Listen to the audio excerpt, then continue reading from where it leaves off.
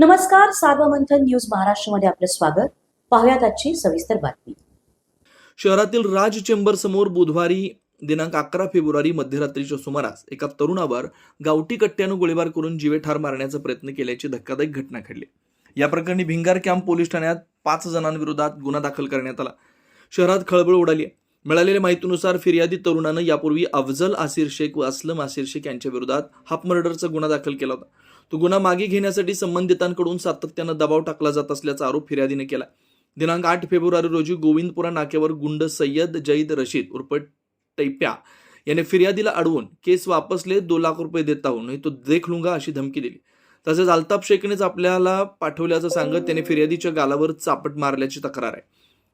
दिनांक 11 फेब्रुवारी रोजी रात्री सुमारे 11:30 वाजता फिर्यादी हा अभिषेक पवार यांच्या दुचाकीवरून मुकुंदनगरकडे जात असताना रॉयल ट्रॅव्हल्स ऑफिस समोर राज चेंबर कोटला अचानक एक ऑटो रिक्षा आडवी लावण्यात आली. सदर रिक्षा जाबीर सादिक सय्यद उर्फ जाबू चालवत होता. रिक्षामधून सय्यद जयद रशीद उर्फ टैपे हातात गावठी कट्टा घेऊन उतरला. फिर्यादीने पळ काढताच त्याच्यावर पाठीमागून गोळीबार करण्यात आला. ही गोळी फिर्यादीच्या उजव्या कमरेखाली लागली. जखमी अवस्थेत तो रॉयल ट्रॅव्हलच्या कार्यालयात धावत गेला.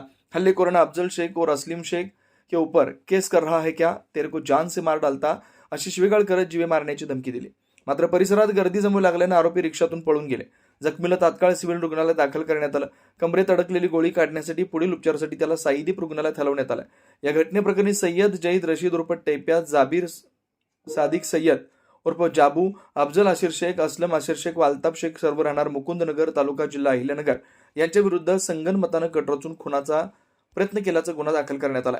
दरम्यान शहराच्या मध्यवर्ती भागात घडलेल्या या थरारक गोळीबारामुळे कायदा सुव्यवस्थेचा प्रश्न पुन्हा ऐरणीवर आलाय.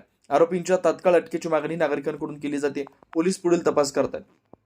सार्वमंथन न्यूज महाराष्ट्र, अहिल्यानगर. सार्वमंथन न्यूज महाराष्ट्राला लाईक करा, शेअर करा, सबस्क्राईब करा.